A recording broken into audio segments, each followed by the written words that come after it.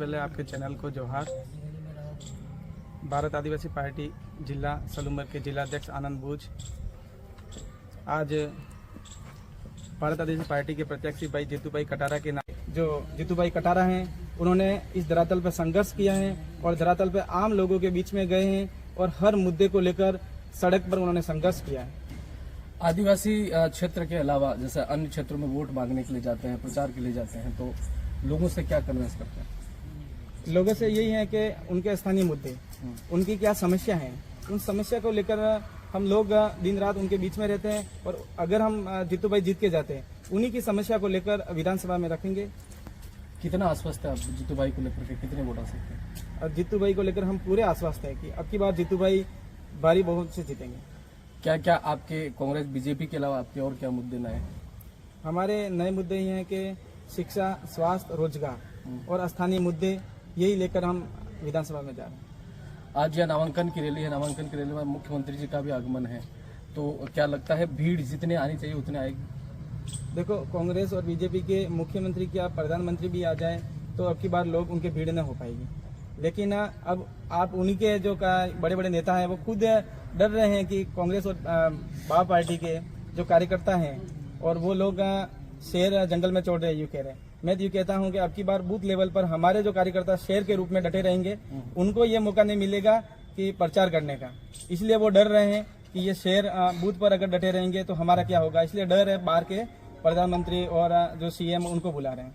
नरेंद्र जी मीणा की दावेदारी थी, फिर कार्यकर्ता उनके साथ थे, फिर वापस नाराजगी और उनको कुछ चुना, ये जनजाति आयोग में कुछ पद भी दिया, तो ये जो हलचल है उससे कुछ फर्क पड़ेगा इस वोटिंग परसेंटेज पे?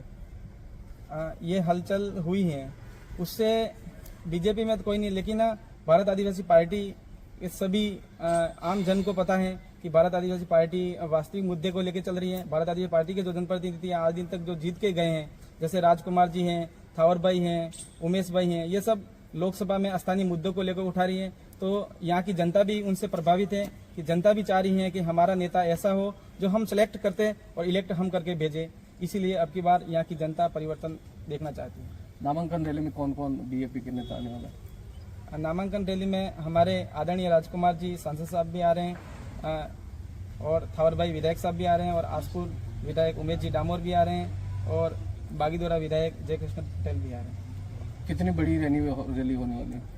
ये हम अनुमानित नहीं लगा सकते हैं, पर लोगों में जोश है, हर गांव से मतलब गाड़ियां भर भर के आ रही है। आप सभी जीतू भाई के समर्थन में आइए, आप सबको जोहार। अभी इस जो आवेदन पत्र प्रस्तुत करेंगे उसमें कितने लोग शामिल होंगे?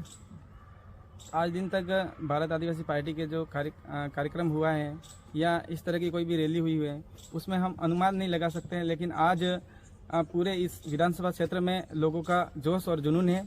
और ऐसा आदमी, भारत आदिवासी पार्टी एक ऐसी पार्टी है जिसमें सभी लोगों के धरातल मुद्दे उठाते हैं और आज टिकट मिलने के बाद सभी को जोश है और आज नामांकन में हमें उम्मीद है कि सभी लोग अधिक से अधिक संख्या में पधारेंगे।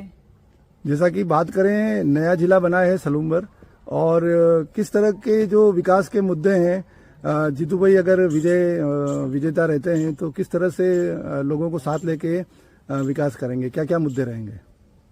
भारत आदिवासी पार्टी और के भाई जितेश कटारा यहाँ से जीत के जाते हैं तो यहाँ के जल जंगल जमीन, स्थानीय मुद्दे, शिक्षा, स्वास्थ्य, रोजगार, ये स्थानीय मुद्दों को लेकर विधानसभा में और स्थानीय यहाँ की मांग को लेकर विधानसभा में उठाएंगे। सर कुछ कहना? सर, यहाँ पर जो कांग्रेस और बीजेपी दोनों राज कर रही है 15 सालों से, और नई पार्टी के जो प्रत्याशी है जितेश कटारा, वो भी अभी चुनाव की तैयारी में है। और शिक्षा के क्षेत्र में आप देखे तो पिछड़ा हुआ इलाका है, तो उसमें आप क्या कहना चाहोगे शिक्षा के क्षेत्र में? आपने बात रखी कांग्रेस बीजेपी, और कांग्रेस बीजेपी ने देश आज़ादी के बाद में यहाँ पर बारी बारी राज किया है, लेकिन कांग्रेस बीजेपी के जो नेता हैं यहाँ से वोट तो लेके चले जाते हैं, लेकिन यहाँ की धरातल की समस्या आज दिन तक विधानसभा में और लोकसभा में नहीं उठाई है।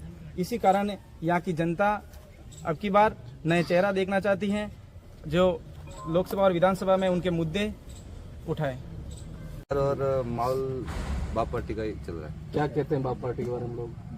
लोगों का ये कहना है कि भले जनरल हो या एससी हो ओबीसी कोई भी लोग हैं, मैं सभी के साथ में बैठता हूँ, सभी से मिलना जुलना होता है मेरा रेगुलर और सभी से व्यवहार भी है मेरे।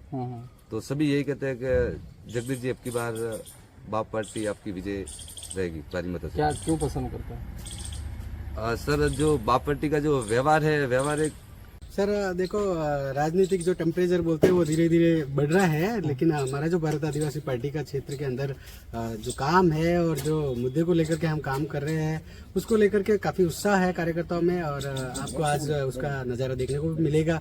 और दूसरा ये कांग्रेस बीजेपी से कई सारे नाराज लोग जो है वो अपनी पार्टी में आ रहे हैं, तो उनका बहुत बहुत स्वागत कर रहे हैं। क्या जो सबसे मैंने पूछा, सभी पार्टियां जीत का दावा कर रही है, राष्ट्रीय पार्टियां भी, और एक और सवाल ये भी है कि केंद्रीय मंत्री कैबिनेट मंत्री यहाँ के हैं, पास के हैं मतलब, और फिर यहाँ के सांसद महोदय हैं, जीतू भाई का चेहरा उनके सामने है, कैसे क्या संभव होगा, किस तरह से लड़ेंगे? सर कैबिनेट मंत्री आ जाए या प्रधानमंत्री जी आ जाए, कोई भी आ जाए, लेकिन उन्होंने क्या है कि वास्तविक चीज इस एरिया के अंदर जो विकास होना चाहिए, डेवलपमेंट होना चाहिए, उसको लेकर के उन्होंने बिल्कुल काम नहीं किया है। इसीलिए वो क्या है कि चुनाव के टाइम में आकर के यहाँ की जनता को भड़काने की कोशिश करते हैं और अपने पक्ष में लाने की कोशिश करते हैं, लेकिन यहाँ की जनता जो है तर्क करने लग गई है। वो वास्तविक विकास हुआ है या नहीं उस बात का बिल्कुल जानकारी प्राप्त करने लग गई है, तो उनके माध्यम से जो जुमले फेंके जाते हैं उस जुमले में जनता अब आने वाली नहीं है। बहुत बहुत धन्यवाद। आज से नहीं चल रहा है, वैसे कुछ नाराजगी हुई थी? नहीं, ऐसी कोई नाराजगी नहीं है। वैसे भी हमारे क्या एक जनप्रतिनिधि सिलेक्शन प्रणाली है जिसमें जो पार्टी से समर्थित कार्यकर्ता है वो वोटिंग करते हैं, और जिसको मैक्सिमम वोट है वो हमारा प्रत्याशी है, हम मानते हैं उसको।